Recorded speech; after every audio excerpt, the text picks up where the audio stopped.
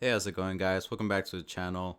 In this video, we're going to be doing a bit more testing with the RTX 2080. Some of you guys were asking about undervolting the card. So I'm just going to quickly show you guys how to do it, and then we're just going to see some live results as I'm testing games and other programs. So let's get to it.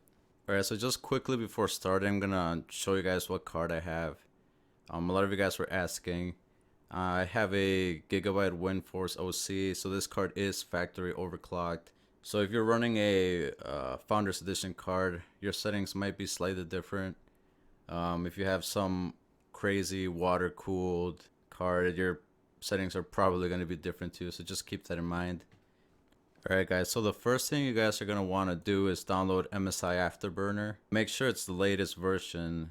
Once you do that, you're going to want to hit this cog key right here. And you're gonna wanna enable all of these settings right here. Just check mark every single one of these. That way we're able to mess around with the voltage. Once we've done that, the next step can be done in several different ways.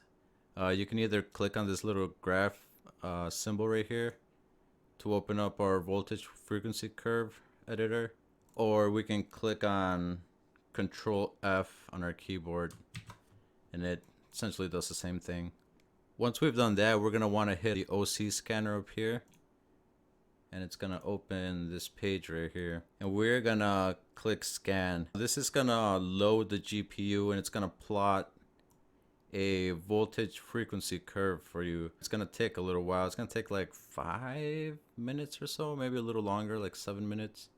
And just kind of let it do its thing. And once it's done, it's going to plot your voltage and frequency curve. Alright, so once we've done that, we can go ahead and close that other tab. In this step right here, you can do several different things. You can either open a game, run a benchmark, or use any application that basically loads the GPU. Me personally, I like to use GPU-Z, and I just do a quick render test. My particular card at stock hits 1875 megahertz or so at 1.05 volts. And the power draw is it's around 185 or so. It does fluctuate up and down a bit, but it usually stays at around 185 watts. Now if we go back and look at our voltage frequency curve editor, you guys can see this small little red line. It's kind of hard to see, but this is basically telling us this is our stock voltage and frequency values. 1050 millivolts at the bottom, 1875 megahertz on the left side. So my card at stock runs these particular values. So my card can undervolt all the way down to 925 millivolts running 1875. So I'm just gonna go ahead and do that real quick. So you're gonna go down to your millivolts section down here. Say you wanna test 925 millivolts, you're gonna click on it. So just go up the line, 925, and you're gonna drag the little dot up to the frequency you want to hit, basically.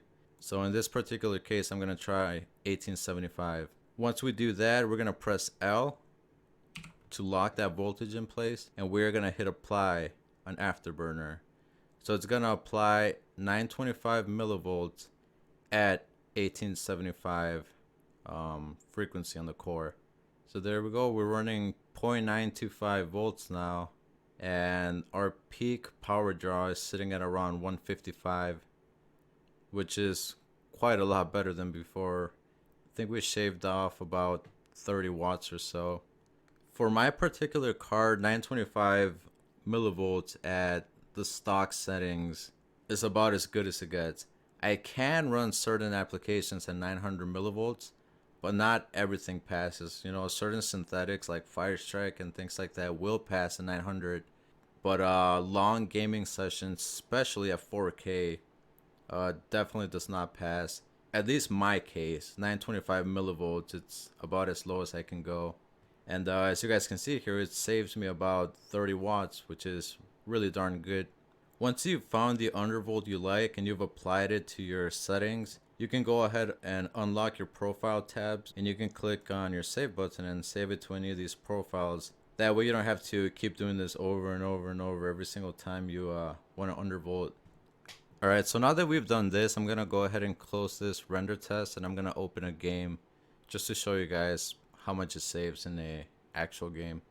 Alright guys, just to show you another example, I have Apex Legends open here in the background.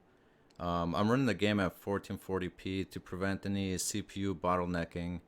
That way we can max out our GPU, and that way we can see how much power consumption we save. So to start things off, I'm gonna run the card at stock. So as you guys can see here, everything's pretty much set to stock other than the fan speed. I'm gonna minimize it and see what kind of power consumption we get.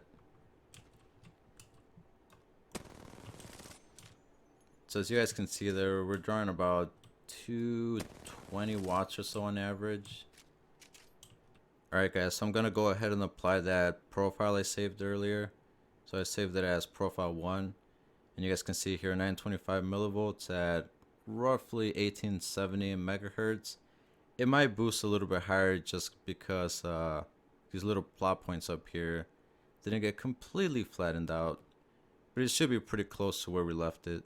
We're saving about 40 watts or so. We were hitting 220 watts running stock, and we're hitting around 180 watts or so with the undervolt. So it definitely reduces power consumption by quite a bit. So that's pretty much it guys, just a quick little overview on how to undervolt your RTX cards. Hope you guys enjoyed it. Peace.